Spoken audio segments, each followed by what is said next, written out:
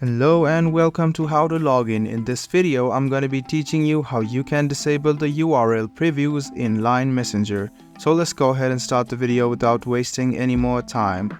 Open the Line app on your phone. After you do so, you should click on Home, which you see on the bottom left hand corner of your screen. Then click on Settings on the top right hand corner. Click on the gear looking icon. This is the settings. Go ahead and tap on it and scroll a bit down and you can find Chats under General.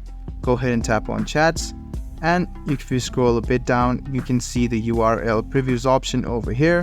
What this will do is it will show thumbnails and preview site info for links shared in the chat. So if you want to disable the URL previews, you can do this because sometimes it will save more data and it will save your money. So you can go ahead and disable this if you want, and you can enable it anytime you want.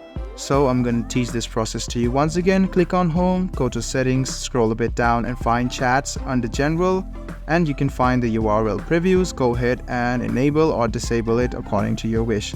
I hope this video was helpful for you.